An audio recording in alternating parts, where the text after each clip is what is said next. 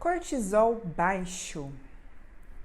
É frequente vir no consultório pessoas queixando-se que estão com muita fadiga, muito cansadas, muitas vezes até já com um exame que dizem que está com cortisol baixo, que foi feito geralmente por um outro profissional, seja médico ou de outra especialidade.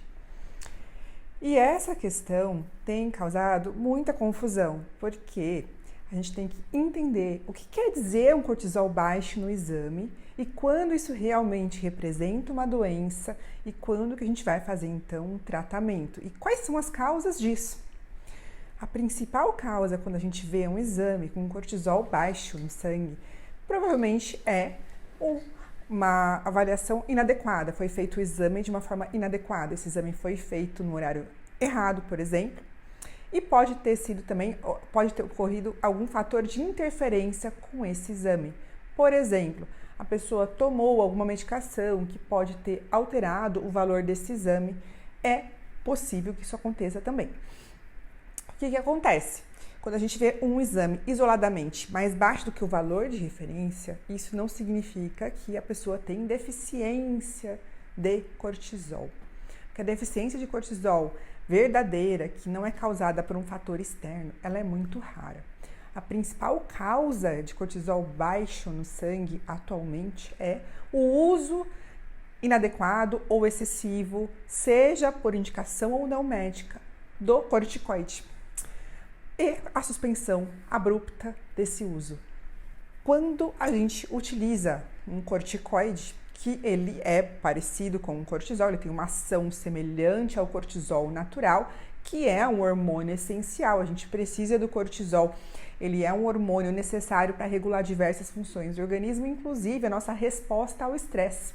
Quando você não dorme porque não pode dormir, esse hormônio é acionado, ele vai te ajudar, por exemplo, a liberar glicose no sangue, te preparar para fugir de um problema, de um perigo, né, de algum animal que esteja correndo na rua e que você tenha que se proteger. Então a gente precisa do cortisol, inclusive para se defender de diversas doenças, ele vai preparar o nosso organismo para isso. Então, quando a gente usa o corticoide porque estamos doentes e alguém indicou esse uso porque tem uma indicação específica, seja por uma infecção, uma inflamação, por uma doença autoimune, que é muito frequente, por dor, qualquer indicação que tenha a parte respiratória, a gente tem que fazer o uso adequado dessa substância. Porque quando a gente usa, por exemplo, uma dose alta de corticoide e suspende, pode haver a gente chama de uma insuficiência adrenal, porque a adrenal é a glândula em cima do rim que produz o cortisol, que a gente chama de terciária, que ela é secundária. Então, há o fato de você ter suspendido abruptamente o corticoide e o seu corpo, então, entende quando você estava utilizando que você não precisa produzir. E há uma inibição do estímulo de produção desse cortisol pela hipófise. A hipófise é a glândula mestra, que eu tenho vídeo sobre isso explicando, ela vai estimular a nossa glândula adrenal a produzir o cortisol conforme nossa necessidade. Se tem excesso de corticoide no sangue, não há necessidade dela estimular essa produção. Então, ela para de estimular. E a nossa adrenal, então, ela fica sem produzir esse hormônio, porque você está dando extra. Tirou o hormônio de repente, ela não vai voltar assim automaticamente a produzir o tanto que a gente precisa. E a gente vai ter essa situação que a gente tem uma insuficiência adrenal, uma deficiência de cortisol que é secundária ao que nós fizemos, certo? Então, para que não ocorra esse tipo de situação, a gente tem que usar corretamente o corticoide, inclusive fazer a suspensão adequada, que geralmente quando há um uso prolongado de uma dose alta, a gente vai ter que reduzir essa dose gradativamente e suspender. E é frequente que muitas pessoas aleguem, eu apareci com esse exame, eu estava me sentindo muito cansada, porque é um dos sintomas mesmo, é uma fadiga que dá quando tem falta de corticoide, mas não é só esse sintoma, esse é um dos sintomas.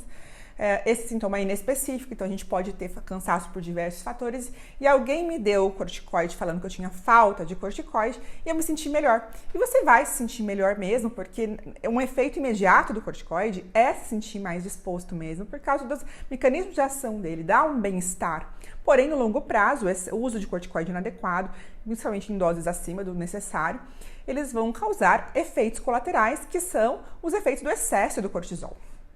Eu já até fiz um vídeo falando sobre cortisol, que eu falo de uma maneira geral, que eu falo sobre esses efeitos do excesso do cortisol. Então, a gente não pode também fazer esse uso de maneira irresponsável, porque o excesso de cortisol vai causar uma série de efeitos deletérios também para o nosso organismo. Mas então, quando que a gente realmente tem uma deficiência de cortisol que deve ser tratada? Então, existe sim causas que a gente vai ter que tratar corretamente. Claro que quando acontece essa situação que eu comentei com vocês, pode ser que a gente tenha que dar um pouco de corticoide até a gente investigar numa dose correta, um pouquinho, para tentar descobrir o que está acontecendo. Mas numa situação que realmente ocorre sem ser por uso inadequado de medicamentos, são dois tipos principais, além desses, que podem ocorrer. Um deles que a gente chama de insuficiência adrenal secundária, que é um pouco mais frequente, embora seja raro, que é quando a nossa hipófise não consegue mandar o estímulo para a nossa glândula adrenal, produzir o cortisol. Isso pode ocorrer quando a hipófise está doente. Ela está com, por exemplo, tem um tumor na hipófise que atrapalha o estímulo da produção, não consegue produzir corretamente. Ou porque a gente tirou a hipófise por algum motivo, que tinha um tumor lá e foi retirado e aí ficou com deficiência desse hormônio. Ou porque ela atrofiou, ocorreu uma isquemia, né, sangrou. São situações que podem ocorrer, embora não sejam super comuns, mas podem ocorrer. Nesses casos, quando há isso, a gente vai, claro, tratar essa situação, mas muitas vezes a gente vai ter que sim repor esse corticoide por toda a vida, porque não vai ter esse estímulo para a nossa adrenal. E aí o nosso corpo, né, que não está produzindo o ACTH, que é o hormônio que estimula a produção do cortisol, ele não tem condições de produzir, a gente repõe numa dose fisiológica. O que é fisiológico? É na dose que o nosso corpo realmente precisa. Então, uma dose pequenininha, muito pequena, para tentar minimizar os efeitos colaterais, embora eles possam ocorrer, eles vão ocorrer em menor intensidade. E vai ter que ser monitorado esse paciente para ver se não está ocorrendo o excesso, porque cada pessoa precisa de um tanto. Então, pode ocorrer uma variação entre as pessoas dessa quantidade adequada. E aí temos, então, o caso que a pessoa para de produzir pela suprarrenal, que é a insuficiência adrenal primária, que ela é super rara. Hoje em dia, a principal causa é uma situação autoimune, quando o corpo destrói a suprarrenal, que a gente chama de doença de Addison. Essa doença, a pessoa, então, como se matasse a nossa adrenal, essa parte, né, o córtex da adrenal, essa parte de cima da adrenal, ela morre praticamente, né, para de produzir, e aí a gente vai ter sintomas graves de insuficiência adrenal. Nesse caso, a gente vai ter que repor também o corticoide, vai ter que repor esse cortisol com o corticoide por toda a vida, porque senão a pessoa pode sim ficar tão ruim, tão mal, que ela vai ter que, inclusive, ir para o hospital, ser internada e pode até, se você não fizer um tratamento, você pode morrer. É raríssimo isso acontecer, mas pode ocorrer se não for bem conduzido o caso. Existem outras causas dessa situação, como, por exemplo, algumas infecções que podem atingir a adrenal e que são um pouco comuns no mundo atual, né? Porque hoje em dia a gente descobre as doenças um pouco antes de ocorrer essas situações. Ou se você precisar retirar a suprarrenal por alguma razão, por exemplo, por um tumor mesmo, alguma situação que tem que retirar as duas, por exemplo, se tirar as duas realmente isso vai acontecer. Tirar uma só pode até ter uma reação inicial, mas pode ser que depois não precise fazer esse tratamento prolongado. Quando a pessoa, então, tem a insuficiência adrenal, ela vai ter essa fadiga e geralmente ela não vai ter apetite. O apetite reduz absurdamente sem motivo. Você não está tomando remédio para emagrecer, nada, e você perde o apetite e você começa a emagrecer sem motivo. Isso acontece com praticamente todo mundo que tem insuficiência adrenal, principalmente quando está já há um tempo, né? Porque claro que você vai ver o resultado do emagrecimento com o tempo. E se for um quadro agudo, além disso, a pessoa pode ter uma queda de pressão muito intensa, que a gente vai ter uma crise adrenal, cair demais essa pressão a ponto dela desmaiar, porque a pressão está extremamente baixa, né? Que isso é um quadro grave, né? Que você pode levar à morte se você não fizer uma condução adequada. E as pessoas que têm insuficiência adrenal, principalmente a adrenal primária, elas têm que ser, inclusive, orientadas a manterem uma cartinha dentro das coisas dela, mostrando que ela tem isso, porque se ela tiver um quadro agudo e ninguém souber, precisa ter uma informação para essas pessoas, né, para quem for atender, de que ela tem esse quadro, porque ela vai precisar ser conduzida adequadamente. A gente vai ter que repor um cortisol numa dose mais alta, aumentar o volume, né, hidratar, para que a gente consiga corrigir esse problema. Essa crise adrenal, ela pode ocorrer porque, apesar da gente repor corretamente o corticoide, existem umas situações que podem fugir do nosso controle, quando, por exemplo, a gente tem um quadro infeccioso grave, você tem uma infecção, uma pneumonia, uma situação que descompense, nem sempre vai acontecer isso, mas pode ocorrer, e aí você precisa de uma dose maior de corticoide para conseguir corrigir esse problema.